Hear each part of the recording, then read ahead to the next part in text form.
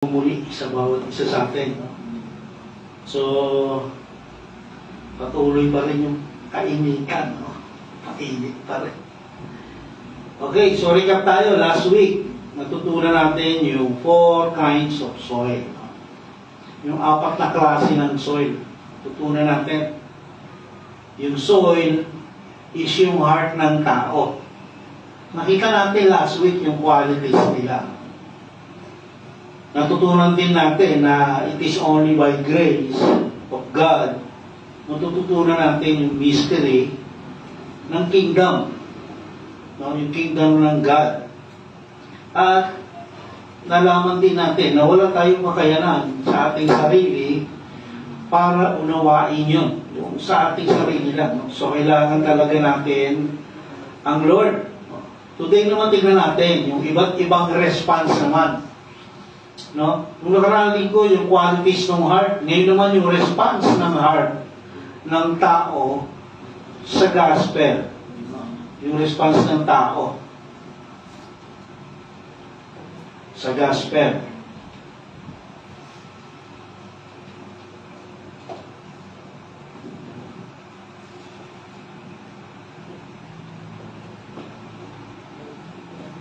Okay, so ang text po natin magagaling sa Mark chapter 4 verse 13 to 25. No? So, nasa Mark chapter 4 na tayo. No? Sinimulan natin noong January yung series natin sa Book of Mark. No? So, nasa chapter 4 na tayo.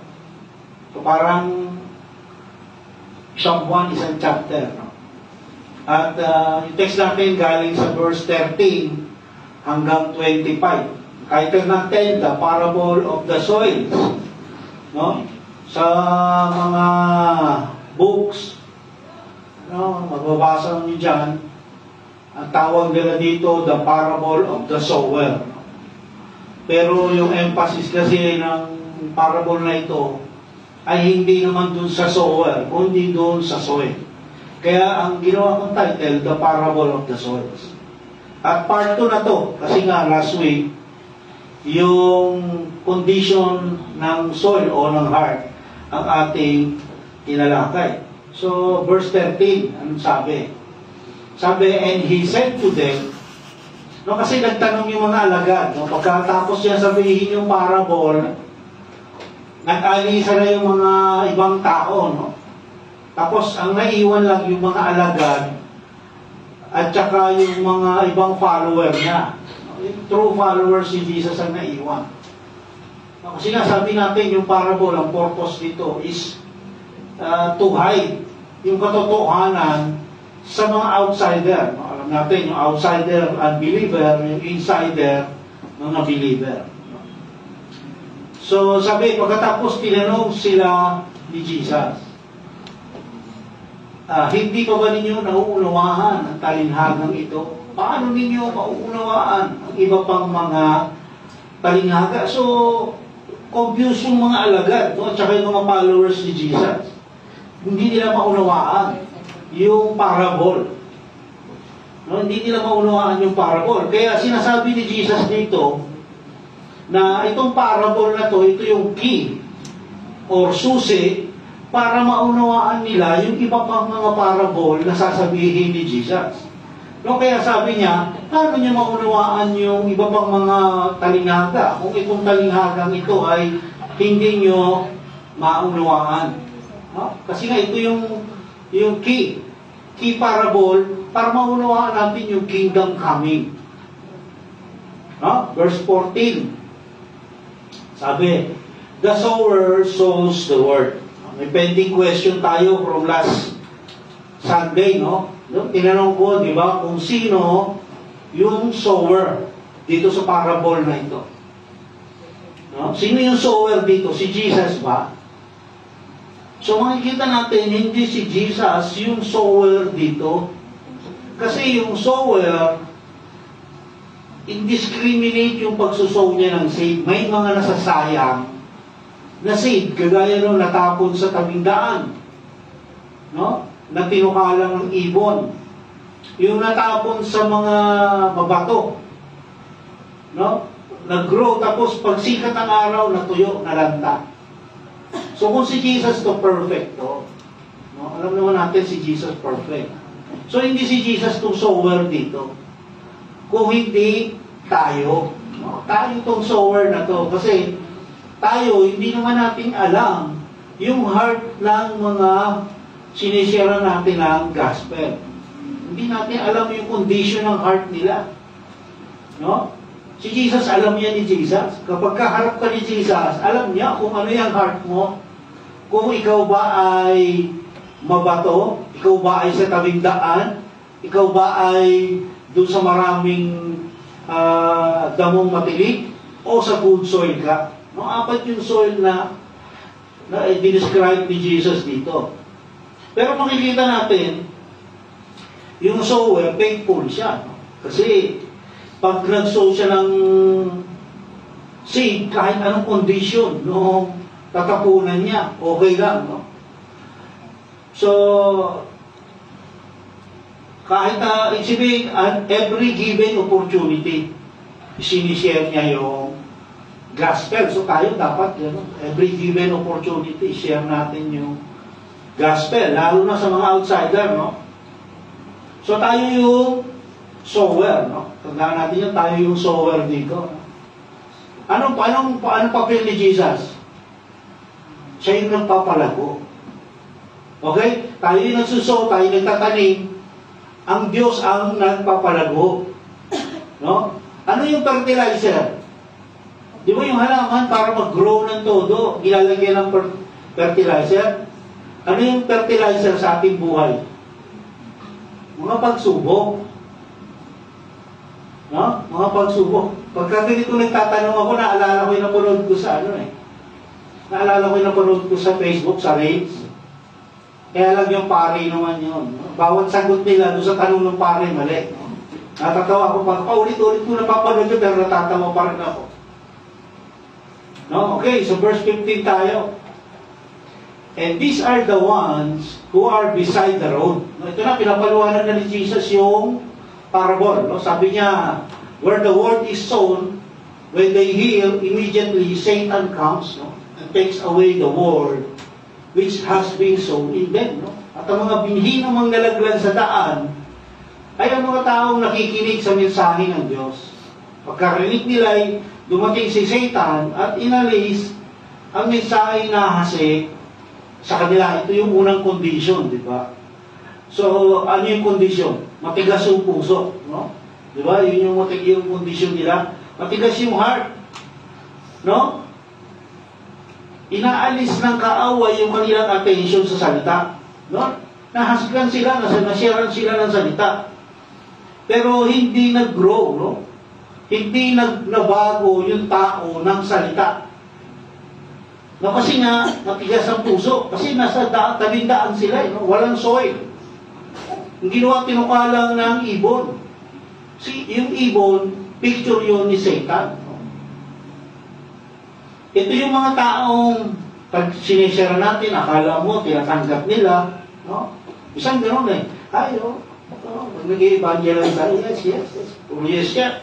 Kasi gusto nila matapos ka na para umalis ka na. Pero yung heart nila, wala silang interest doon sa sinasabi mo. Eh, ikaw naman, hindi mo naman, siyempre, hindi natin alam yun. Dahil nag-yes, nagtumatango. Tuloy-tuloy lang tayo, no? Akala natin, tinatanggap na nila yung sinasabi natin. Pero pag talikod mo, walang natandaan kahit isa. No? Kasi nga, hindi nag-grow. Tinukalang ni Satan. No? Pumasok yung salita dito sa kaliwa, lumabas sa kanan. No, yun yung mga umuwi nang walang take home. No, dapat tayo pag umuwi, may take home tayo kasi meron tayong nadilig na sermon. Yun ang purpose. Kaya tayo nakikinig ng sermon para tanim natin sa ating isipan kung ano yun. No? So yun yung first condition. Condition number 2. And in a similar way, these are the ones being sown on the rocky places naman. Those who, when hearing the word, immediately receive it with joy. ang katulad ng mga binihing nalaglag sa batuhan, ay ang mga taong nakikinig at malugod na tumatanggap sa mensahe ng Diyos. So, misleading tong number 2 na to. Kapag tinignan lang natin to, mamimislead tayo. Kasi sabi, tinanggap nila yung gospel with joy. No? Masaya nilang tinanggap. No? Kasi ganun dapat ang pagtanggap natin sa salita ng Diyos. No? Dapat masisiyahan tayo pag narinig natin ang salita ng Diyos, tinatanggap natin. Dapat meron yung rebuke sa atin kaya wala, dapat tanggapin natin with joy. No? So, immediately, sabi, they receive the gospel with joy. Ano pa? And they have no root in themselves. Wala ugat. But are only temporary. Then, when affliction or persecution arises, because of the word, immediately they fall away. Fall away, no? Ito yung pinag-aaralan namin sa Bible study pag Thursday. Kung ano yung sabihin ng fall away, no? Apostate. Subalit ang mensahe ay hindi tumitimo sa kanilang puso. Kaya hindi sila nananatili doon. Pagdating ng kapighatian o pag-usig dahil sa mensahe ng Diyos, agad silang sumusuko. No? Ito yung mga tinanggap nila yung salita with joy. No? Nagagalak sila. Pero dahil wala silang ugat, ito yung natanim dun sa mabato. No? Na very thin yung soil, napakanipis ng soil. Alos lang sa ibabaw lang. No? Pero dahil wala ugat, hindi yung nag-ugat, no? Kasi yung ugat, life yun buhay. No? Nang dumanas ng pagsubok, natuyo o namatay. No?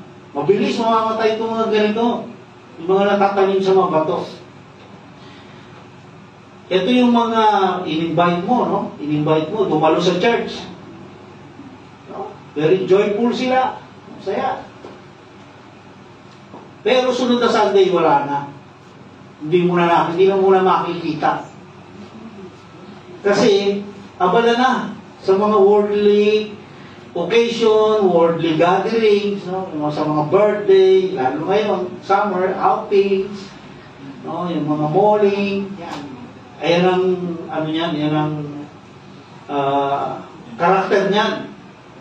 Yung ability nila to remain sa loob ng church at yung joy, temporary lang. No? Temporary lang. Kasi nga, wala ugat.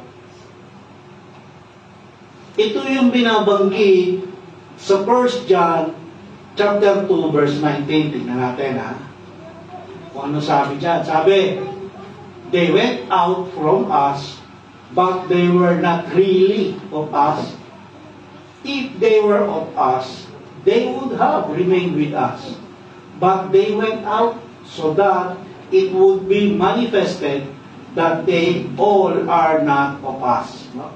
Kahit na sila yung mga dati nating kasama, no? Ang mga taong iyon, kahit matagal na, di na dumadalo ng church, no? Ang mga taong iyon ay hindi natin tunay na kasama. No? Sapagkat kung sila'y tunay na atin, nananatili sana silang kasama natin. No? Ngunit umalis sila. Kaya't maliwanag na silang lahat ay hindi tunay na atin. No? Kaya pala pag umalis yung isang kasamahan natin sa church, ibig sabihin, hindi natin sila tunay na kasama. Sila yung mga seed na natanim sa mabato. No? Ito yung mga tao na ang bilik nila, nakaangkla lang doon sa mga nangyayari sa mundong ito. No? Hindi kay Jesus nakaangkla yung kanilang pananampalataya. No? Ito yung kapag ayaw nila yung naririnig nila, ayaw nilang style ng church, ng worship service, umaalis. No? Kasi gusto nila yung may mga nangingisay. Gusto nila may mga tumutumba. Ito yung mga yon. I-example yung mga yon. No? Kaya ang sinasabi ng person dyan, hindi natin talaga sila kasama. Kung sabihin, naging bisita lang natin sila. Dumadalo man sila dito, pero naging bisita lang natin sila. Hindi na sila tunay na kasama. No? Okay. Ito yung condition 3. Verse 18. And others are those being sown among the thorns. These are the ones who have heard the word. Ito naman ang kahulugan ng mga binhing na laglag sa may damuhang matinig. No? May mga taong nakikinig ng mensahe, mga taong nakikinig ng mensahe ng Diyos. No? Okay, condition number 3. Ano ba yung thorns? Ito yung kalaban nila.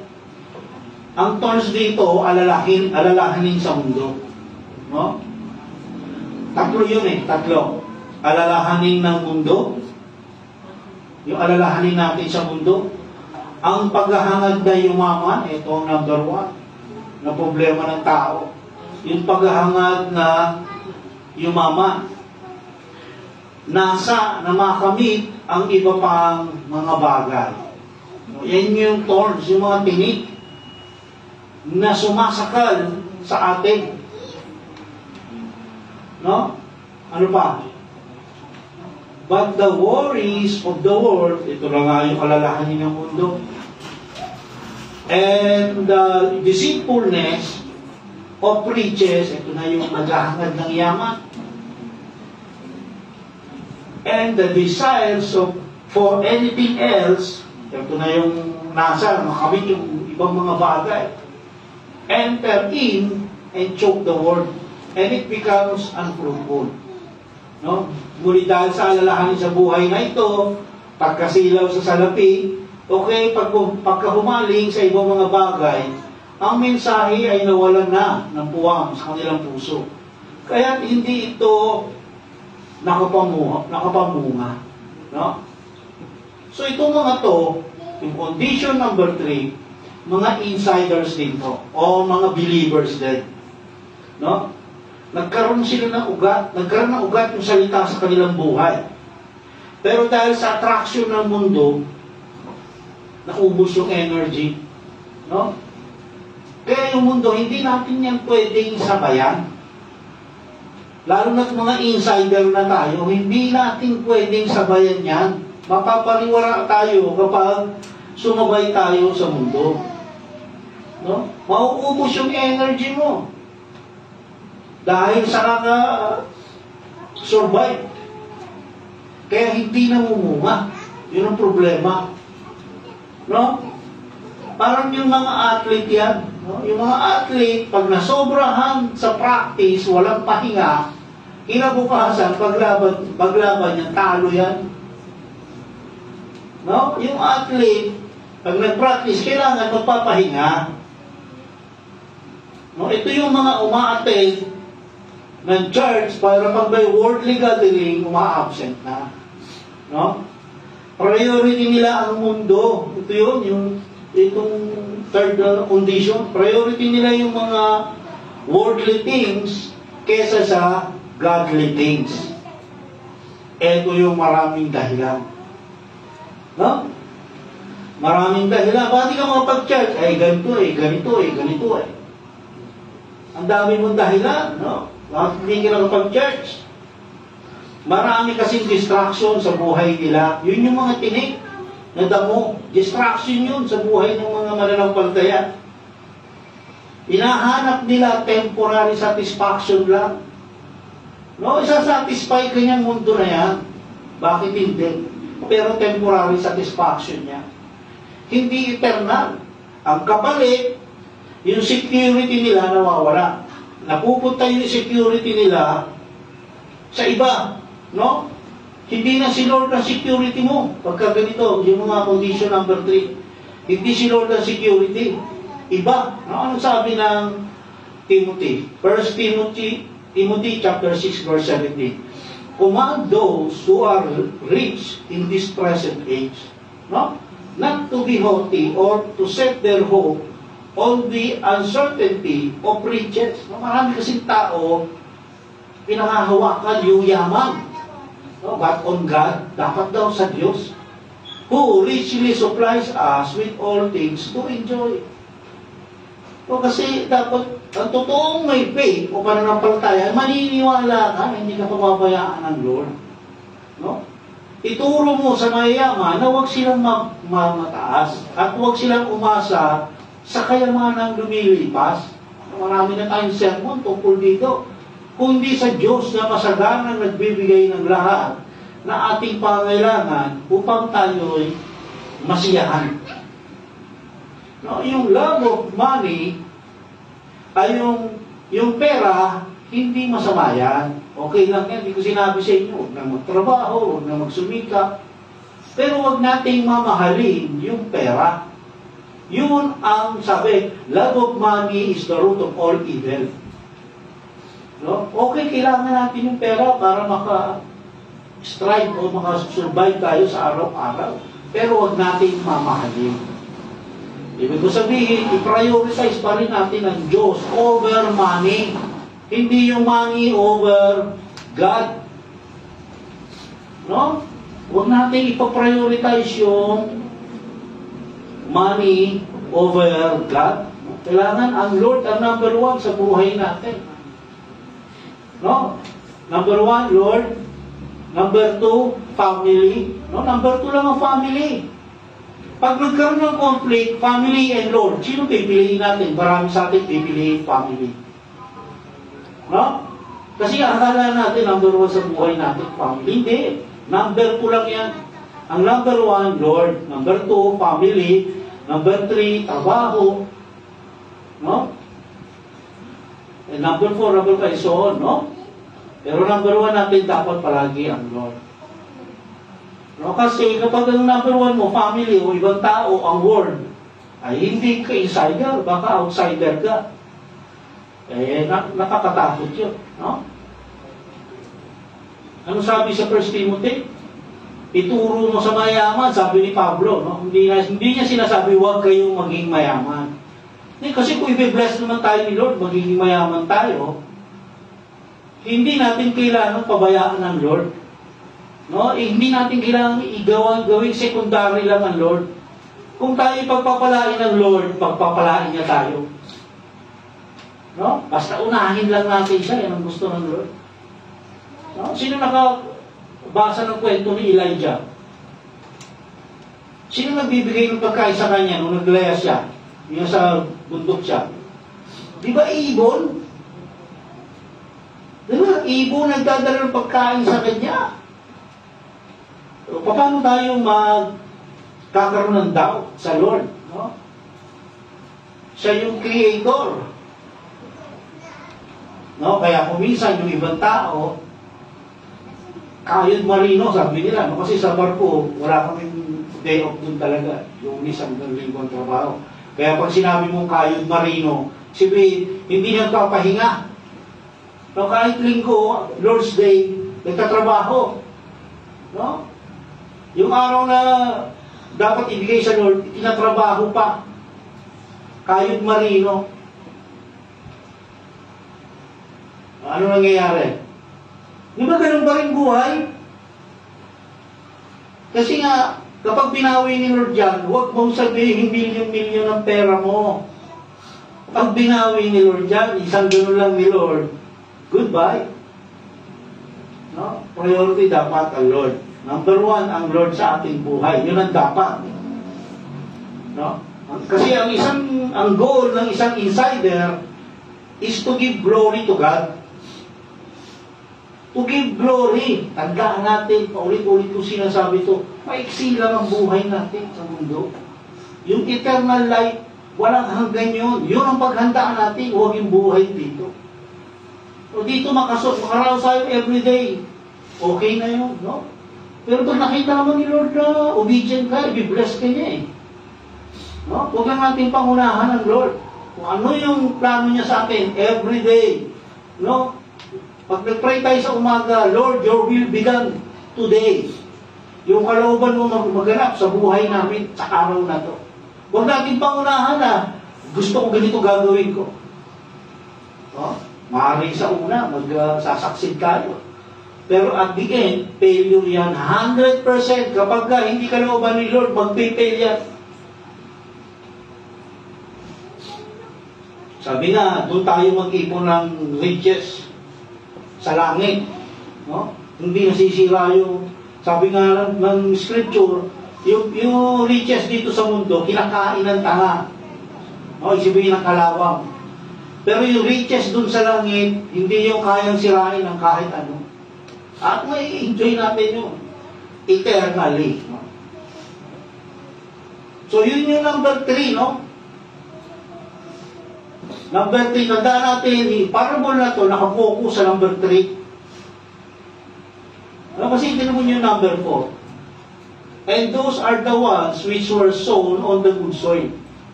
They who hear the word and accept it and are bearing fruit 30, 60, and 100 fold. Ito naman yung kahulugan ng mga binihing na laglag sa matabang lupa. May mga taong nakikinig at tumatanggap sa mensahe ng Diyos at namumunga ng masagana. May tig-30, may tig-60, at may tig-100. No, condition 4. Ito yung tinanggap yung salita, yung gospel, yung nabibilig. Gaya ng sinasabi mo ngayon, naunawaan nito ang isinapamuhay. Pag isinapamuhay yung gospel, yun yung bunga. No? Dahil namunga, more seeds, more disciple. No? Yung puno pag namumunga yan, lalo na sa gubat, no? Pag namumunga, magugulat ka, dumadami yan sila. No? Bakit sila dumadami? Yung seeds nila, tinutukan ng ibon, nalalaglag sa lupa ulit. Tutubo na naman.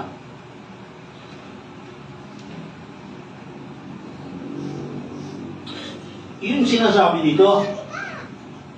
Yung condition number 4, ito yung may transformation na tinatawag. May pagbabago sa buhay.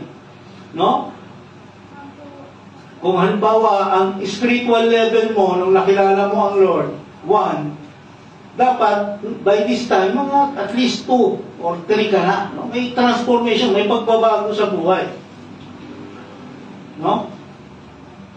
Sabihin, nag-grow into maturity. Nagmamature. No? Ang isang tao, pag hindi nag-mature, anong klaseng tao yun? May ADHD. O kaya, mongoloid. O kaya, abnormal. Normal ba yun na hindi nag-grow ang tao? Hindi yung normal. Kaya bilang mananampalataya, dapat mag-grow tayo. No? Hindi habang panahon, isip mo, 10 years old, 9 years old. No? 20 years old ka na, naglalaro ka pa ng text. May text pa ba ngayon? O naglalaro ka pa ng Holland. No? Kasi ngayon, wala nang mga ganyan laruan, no? Ang laruan nyo ngayon, puro cellphone, eh.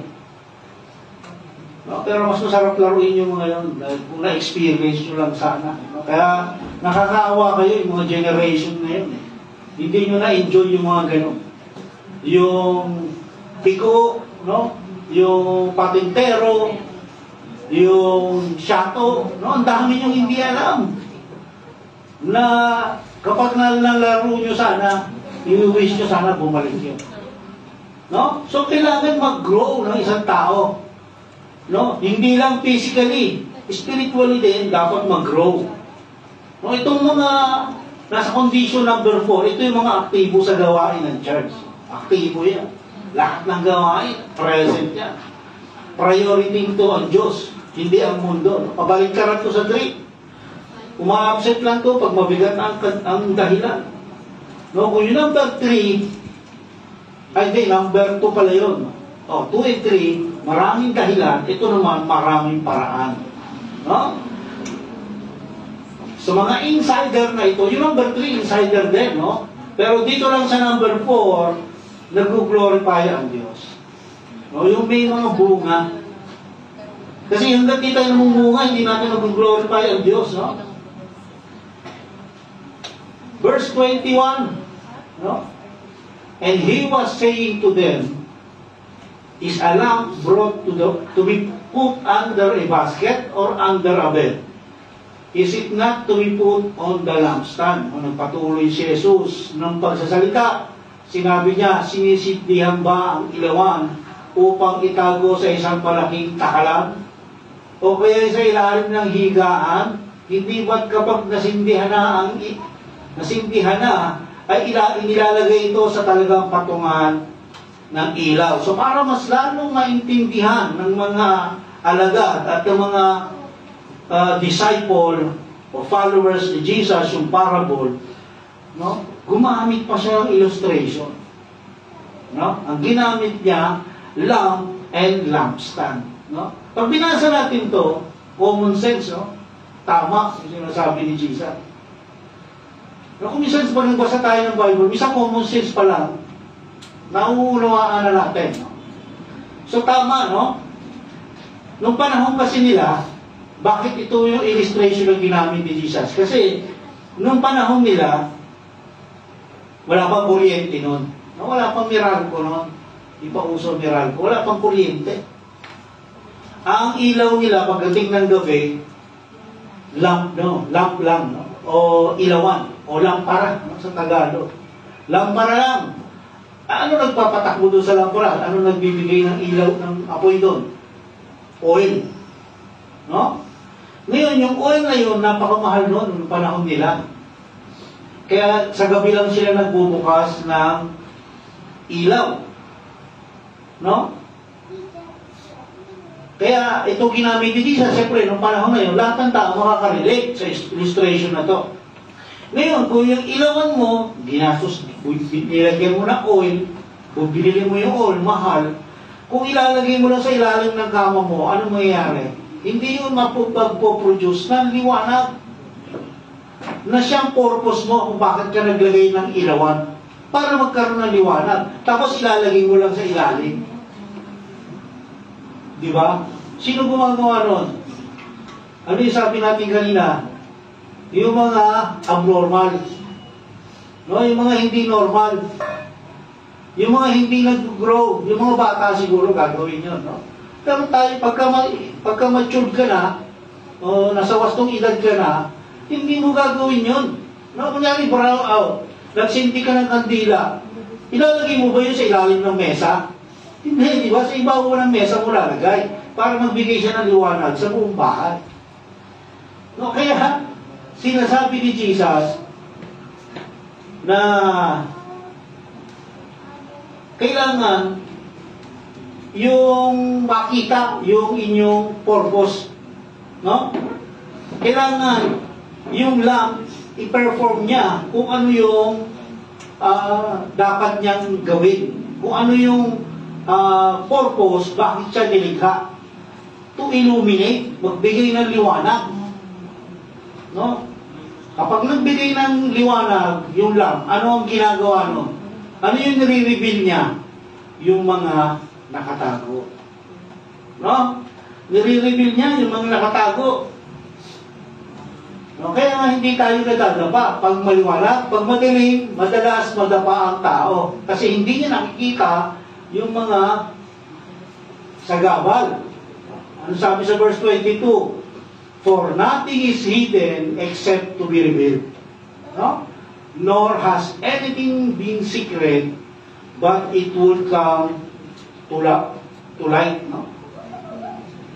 Sabi, nalalaman ng tao kung ano yung nasa loob natin sa pamamagitan ng ginagawa natin. No? Nalalaman kung ano yung ating pagkatao, kung ano yung lumalabas sa ating bibig. No, hindi pwedeng sabihin mo, believer ka, pero mura ka ng mura. Maniniwala ba yung tao sa inyo? Hindi po pwede yun.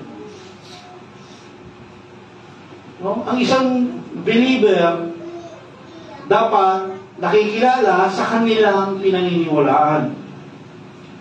No? Kung ano yung pinaniniwalaan ng isang mananampalataya. At yung pinaniniwalaan na yun, dapat yun makita sa kanilang pamumuhay. Halimbawa, naniniwala ba tayo sa fruit of the Holy Spirit? Ano yun? Love, joy, peace. Ngayon, kung naniniwala tayo doon, kailangan ipakita natin yon. Maaaring hindi yun sabay-sabay na mag-grow sa ating buhay. Kasi, nung ibinigay ng Holy Spirit yun, ang quantity nun, maliliit lang. Kaya tayo na magpapalago nun. Maaaring hindi, pero at least, yung iba ron. No? Peace, halimbawa na lang, peace, yung kapayapaan, number 1. Sabi nga ni Jesus, kapayapaan ko, iniiwan ko sa inyo. Napakahalaga nito sa buhay ng isang insider. Meron ba tayong peace? Sa bahay ba natin may peace? Pag walang peace sa bahay, problema yun. No? Kailangan merong action na gawin. No? So, kailangan magkaroon ng maturity, kailangan mag-mature. No? Kaya tanong, nag-mature na ba tayo? O ganun pa rin? Yung ating spiritual level, grade 1 pa rin tayo na ngayon.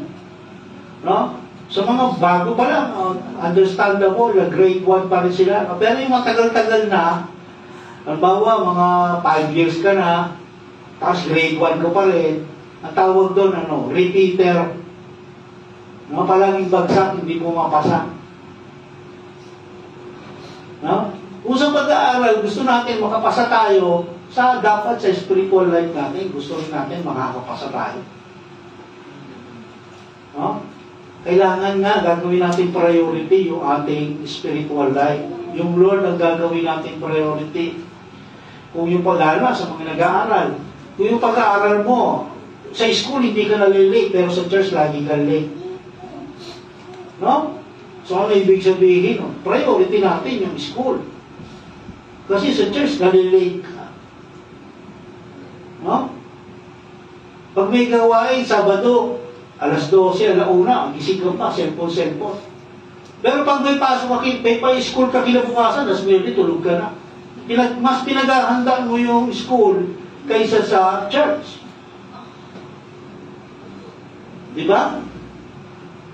Mature ba yung gano'n o immature? Immature yung gano'n. Ang mature Christian, yung Sabado, preparation natin yan for Sunday. Prepare natin yung ating isip, kondisyon ng katawan, lahat i-prepare natin for Sunday. Kasi nga, tayo dito, hindi lang tayo naglalaro dito. No? Kasama natin ang Lord sa mga oras na ito. No? Nakikita ng Lord yung heart ng bawat isa sa atin dito. Alam ng Lord kung anong kondisyon ng heart natin ngayon. Kung sino yung number 1, sino yung number 2, number 3, number 4. No? Dapat magkakaroon dapat sabihin natin nasa level 3 tayo, dapat nag-i-strive tayo para mapunta sa number 4. No? Sabi pa sa 23, if anyone has ears to hear, let him hear. No? Yung may pandinig daw, sino may mga pandinig, mga insider, makinig. Ano yung sabihin yung makinig? Mag-obey. No? Mag-obey. Yung mga big insider dapat mag-obey. 24, and he was saying to them, beware what you listen to. By your standard of measure, it will be measured to you, and more will be given to you. No? Sabi, idinugtong pa niya, unawain ninyong mabuti ang inyong naririnig. No? Ang panukat na ginagamit ninyo sa iba ay siya rin gagamiting panukat sa inyo at higit paroon. Kung ano yung gawin natin, ganun din ang gagamiting panukat sa atin. No?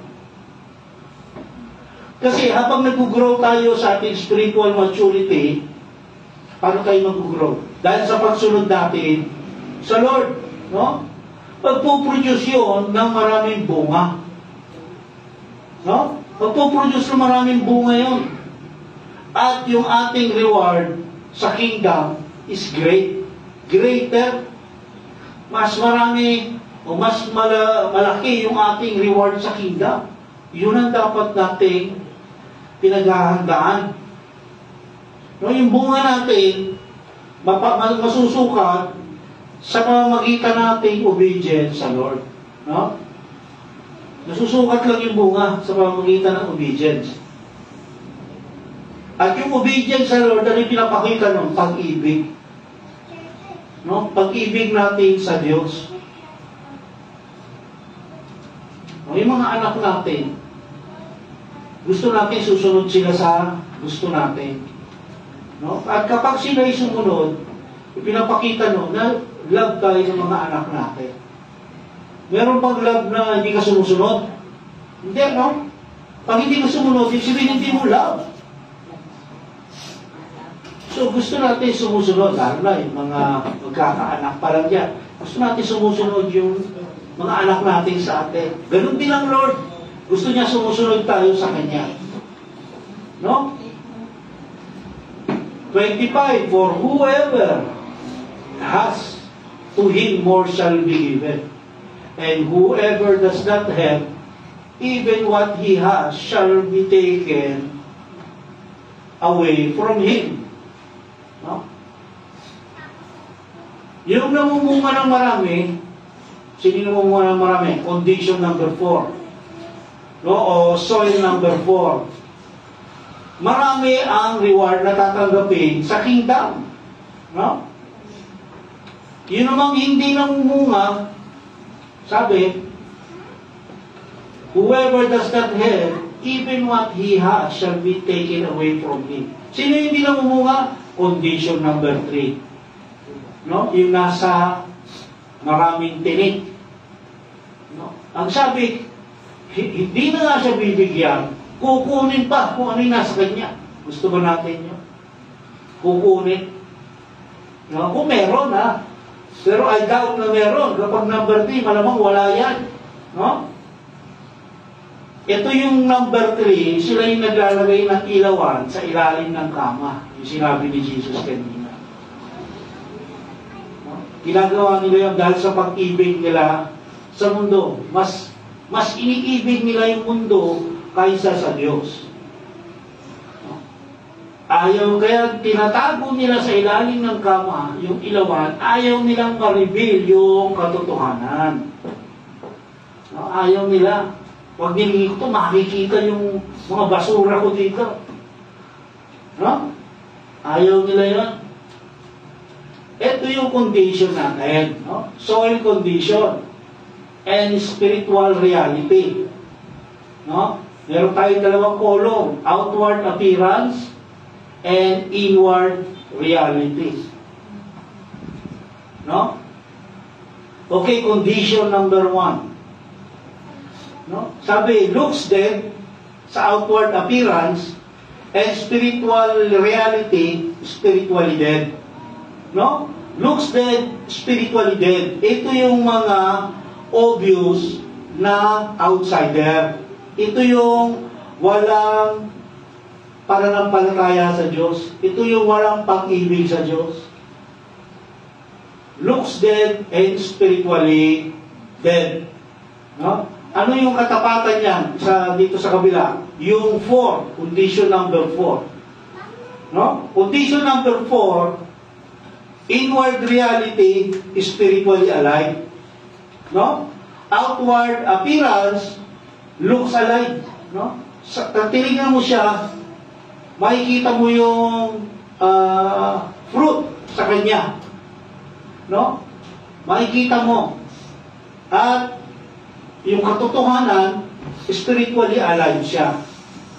No, yan yung kabaliktaran ng 4. Opposite ng 4. Ito yung mga matured.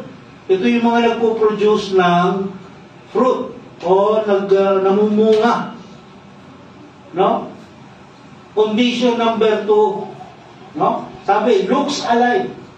Mukhang buhay. Pero ang katotohanan, spiritually dead. No? Looks alive but spiritually dead. Ito yung mga church attendee, no? Maybe baptized, may maaaring na baptized pa, Pero yung response nila sa gospel galing sa flesh, hindi galing sa spirit. No, kaya nga tayo dito, hindi natin ginagawa yung mga tradition involving flesh, no? Kundi in spirit. Pag nag-worship tayo, in spirit palagi. Wala kayong worship in flesh. Hindi tayo nag-worship gamit ang ating emotions, no? O hindi spiritual. Ito yung mga in times of persecution or trial, nagbabago yung isip. No? And then, magpo-fall away, babalik sa dati niyang kalagayan. No? Condition number 3. No? Anong sabi? Spiritually alive, but looks dead. No? Kasi walang buha. No, ito yung sinasabi ng mga born again ba yan? Parang hindi naman. No, maigi pa yung mga born again. Sa iba maigi pa yung mga unbeliever. Ganito. Parang parehas lang sila. No, walang makikitang outward na change. No, spiritually alive. Yun ang katotohanan. Buhay siya spiritually, pero looks dead. Kaya hindi namumunga. Ito yung hina-highlight ni Jesus dito. Ito yung highlight ng parable. Itong number 3. Yan number 1, wala na tayong magagawa yan. Yan ay yung mga unbeliever talaga. No, wala nang pag-asa yan. Yan number 1. Yung 2, may pag-asa ba, no? Na maging 3. No? Kapag yung 2 inilipat sa ibang lupa, baka mamunga pa, no? Pero yung number 1, wala na yan kasi dinagit na yan. Yung seed niyan, wala na, nakay Satan na. No? Yung number 2, namatay lang. Pero kung maagapan, baka mapunta sa 3 or sa 4. No? Yung number 1, hopeless. Yung number 4, okay na yan. Wala nang dapat ayusin siya. No? Looks alive, spiritually alive. C2 and 3 ang dapat ayusin. No? Lalo na si 3, kasi nga sa kanya nakafocus yung parable. Si 3 and 4 lang ang makakapasok sa langit. Spiritually alive eh. No? Si 3 and 4 lang ang makakapasok sa langit. No? Ang tanong, ito ang tanong. Anong kondisyon ba tayo doon babagsak? 1, 2, 3, 4. Ha? Tayo lang nakakaalam yan, ha? Hindi ko kayo pwedeng i-judge dyan sa condition nyo. No?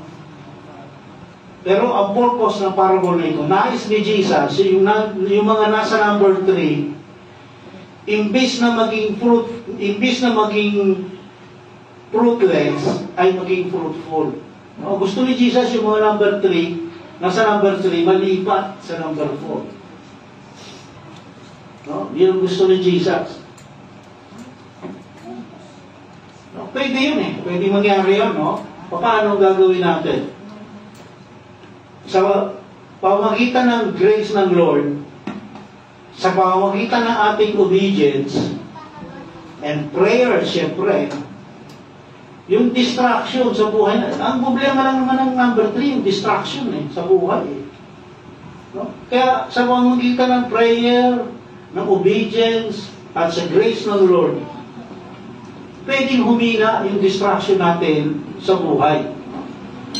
Kapag humina na yan, mawawala na ng control sa atin yan. No, kapag kasi yung distraction, pag malakas yan, kukontrolin tayo yan. No? Kung ano hilingin ng mundo, sunod tayo. Kasi ang lakas ng ang lakas ng effect niya sa ating buhay. Yung control. No? Pero pag tayo nag-obey sa Lord, ginawa natin siyang priority sa ating buhay. Siyempre, pag priority na natin siya sa ating buhay, nandiyan yung magpipray na tayo, nadalo tayo sa mga church gatherings, magbabasa na tayo ng scripture, mawawala ng control sa atin yung mundo na yan. No? Mawawala na yan ng control. Kaya nga, ano dapat natin gawin? Gawin natin available yung ating buhay sa Diyos. Yun lang. No? Yung buhay natin, gawin natin available sa Diyos. Kasi merong hope eh. May pag-asa. O saan? Kung nasa 3 man tayo, kasi alam ko 3 and 4 lang tayo dito, no? Hindi po pwedeng po. No, walang number 2 dito. 3 and 4 lang. Ngayon, kung nasa number 3 tayo, pwede tayong maging number 4, no? May hope. Kanino yung hope natin? Na kay Jesus, no? Ano dapat gawin? Simply submit and obey. Yun lang. No, submit and obey. Submit natin yung sarili natin and mag-obey. No?